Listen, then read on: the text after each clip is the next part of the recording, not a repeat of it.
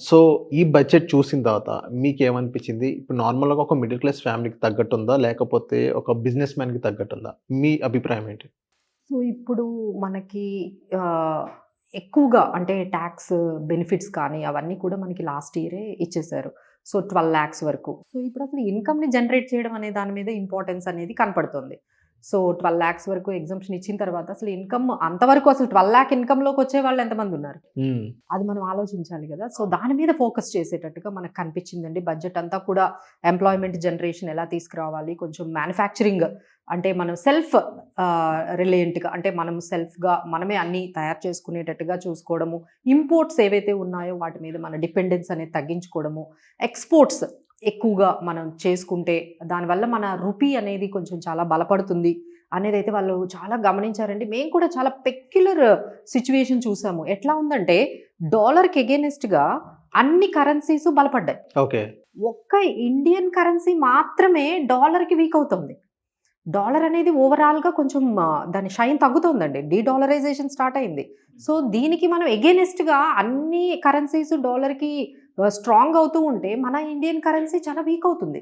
ఒక్క మన Indian currency. So, దీన్ని ఎలా అయినా అడ్రెస్ ఎందుకు చేయలేదు బడ్జెట్‌లో అని కూడా అనుకున్నాము. But they have got some plan.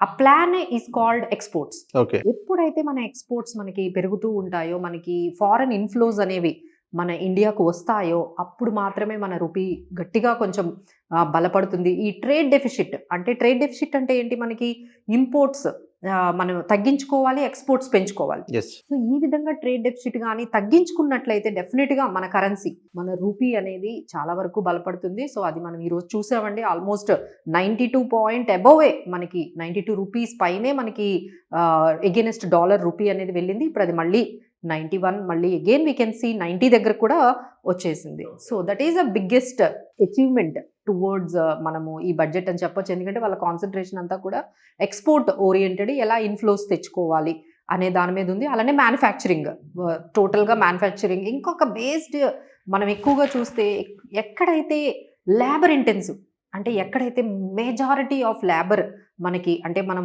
Work ఇవ్వగలమో ఆ ఇండస్ట్రీస్‌ని వాళ్ళు ఖచ్చితంగా ఈసారి ఫోకస్ చేశారండి. ఐదర్ ఇట్ ఈస్ ఎలక్ట్రానిక్స్ కానీ, లేకపోతే టెక్స్టైల్ ఇండస్ట్రీస్ కానీ, జెమ్స్ అండ్ జ్యువెల్లరీ తర్వాత లెదర్ ఇవన్నిటిలో ఏంటంటే లేబర్ ఇంటెన్సివ్ ఎక్కువ ఉంటుంది. So, they can provide lakhs of jobs. అక్కడ వాళ్ళకి చాలా మందికి జాబ్స్ అనేవి మనం ప్రొవైడ్ చేయగలం.